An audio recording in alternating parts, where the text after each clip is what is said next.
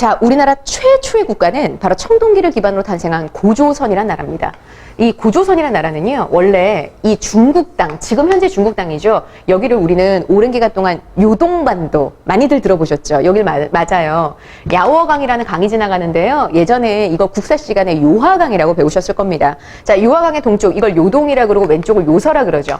자, 이 요동과 요서 지방 합쳐서 야오닝, 자, 그 다음 만주, 그리고 처음에는 이쪽 주변에만 고조선이었는데 점점 고조선의 세력 범위가 확장이 돼서 지금의 평양 일대, 대동강 일대까지로 영역이라는 게 확장되어 나가요. 이게 고조선이라는 나라입니다.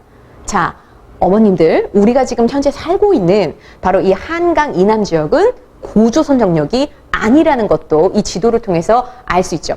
우리 역사라는 걸 잘 이해하고 잘 받아들이려면 뭐든지 지도와 함께 봐야 돼요.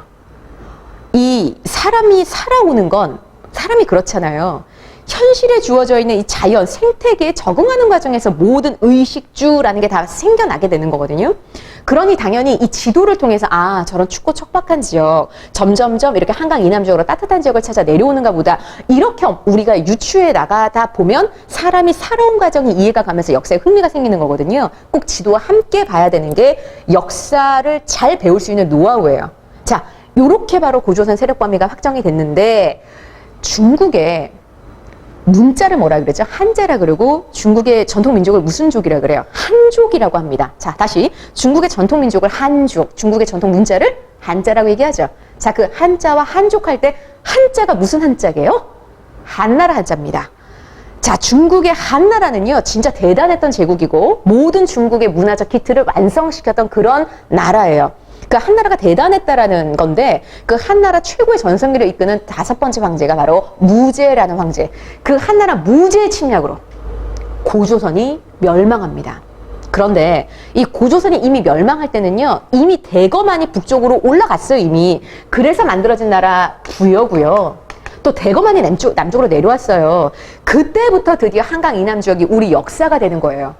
자, 고조선이 바로 한나라 무제 침략을 받는 과정에서 대거만이 남쪽으로 점점 내려가더라 이거예요. 자, 그렇게 해서 마한, 변한, 진안이 만들어져요. 이걸 우리는 합쳐서 사만이라고 얘기합니다. 이때부터 바로 이 한강 이남 지역이 우리 역사가 된다라는 거죠. 자, 그리고 여기는 한나라 네 군데 군사 진영이 만들어졌다가 요거 없어져요. 자, 특히 부여에서부터 진짜 활을 미친 듯이 잘 쏘고 말을 정말 잘 타는 남자가 내려와요. 그 사람이 바로 한나라 군대를 물리치며 성장하니 그 인물이 누구게요? 주몽입니다. 자, 어머님들 그 수년 전에 MBC 주몽을 열광적으로 보셨던 기억이 있을 겁니다. 맞아요. 자, 이 졸본지방 바로 소선호라는 여자 군사가 딱 결합을 해가지고 주몽이 재혼했잖아요. 자, 이렇게 해서 바로 고구려라는 나라가 만들어지는 거고, 자, 고구려가 왜 싸움을 잘하겠어요? 전통적으로 왜 이렇게 무력적으로 강한 나라가 됐을까요? 이유는 한나라 군대를 물리치며 성장했기 때문에. 또 있어요. 보세요. 여기 주변이 다 산악지대예요. 먹고 살 게 너무 없다 보니까 자꾸 주변 지역을 약탈하게 되는 거예요. 자, 그러다 보니까 함경산맥 한번 건너가는 사람들은 두 번 다시 안 돌아와요. 먹고 살 게 미친 듯이 많은데 어딜 돌아가요? 그러니까 고구려가 아무리 돌아와 아무리 찾아대도 절대 돌아가지 않습니다. 그래서 고구려 갈래족이 돼버려요. 옥저라는 나라가 되는 거고요. 더 밑으로 내려오게 되면 동해가 됩니다. 자, 이렇게 해서 부여, 고구려, 옥조동의 마한, 변한, 진안. 딱 이거 보니까 어머님들 막 그 옛날에 학창시절 때 막 역사 공부 많이 하시던 그때 기억이 나실 것 같아요. 자, 요 부여, 고구려, 옥조동의 마한, 변한, 진안 중에요. 제일 발전된 2개 나라가 있습니다. 어디게요? 이것도 역시 지도를 통해서 알 수가 있어요. 중국이 우리나라보다 훨씬 발전된, 더 앞서 나가는 문명을 가지고 있는데 철기, 무기, 철제, 농기구라 할지라도 중국이 훨씬 우리보다 먼저 사용했고 더 잘 쓰는데 그런 우리나라보다 우수한 문화를 가진 그 나라들과 국경을 맞대고 경쟁하며 성장하는 거예요. 경쟁하며 성장하는 거. 예, 맞아요. 제일 많이 발전된 형태는 2개 나라, 부여와 고구려입니다. 그래서 이 부여와 고구려만 어떤 단계가 출현하게 되냐면요. 여러 흩어져 있는 여러 무리를 다스리는 우리 그런 부족장들 있잖아요. 이 부족장들 중에서 한 명이 왕으로 치고 나가는 거예요. 아직은 왕권은 약합니다. 왕은 출현하지만 왕권이 약할 거예요. 우리 그런 단계를 연맹왕국이라고 합니다. 연맹왕국. 참 중요한 단어입니다. 연맹왕국은요, 왕은 분명 등장했어요. 하지만 왕권이 아직은 약한 거죠.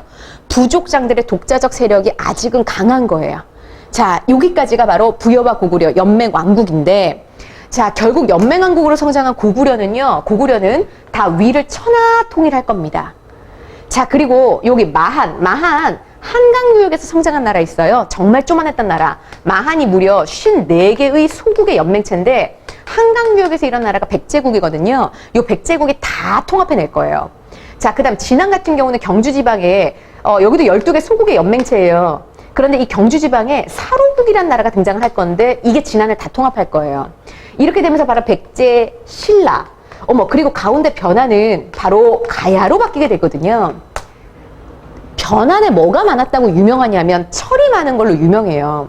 철기 사회인데 철 많은 건 경쟁력 진짜 좋았겠죠. 경제력 진짜 좋았겠죠. 이 철이 많은 이 변환이 가야로 바뀝니다. 그래서 항상 우리는 철의 왕국 가야 이렇게 이야기를 하거든요. 그런데 이 가야 같은 경우는 일찍이 왕권 강화에 성공하고 나라가 진짜 발전된 백제와 신라 사이에 낑겨 있다 보니까 끝끝내 중앙 집권국가, 왕권이 강화된 중앙 집권국가로 성장하지 못하고 연맹 왕국 단계에 머무르다가 결국엔 사라지게 될 거예요. 그러니까 약하게 있다가 그냥 신라에게 사라지는 나라, 요게 훗날 가야가 될 겁니다. 자, 이러면서 위는 다 누가 천하 통일한다고요? 고구려가. 자, 그 다음 마하는 백제가. 그 다음에 진안은 사로국이. 요 사로국이 나중에 국호를 뭐로 바꿔요? 신라로 바꿀 거예요. 자, 그리고 그 가운데 끼어있던 가야는 결국 이 두 개 나라의 압박을 받다가 왕권이 강화되지 못한 채로 멸망해버리게 되더라. 자, 여기까지가 우리 연맹 왕국이었어요.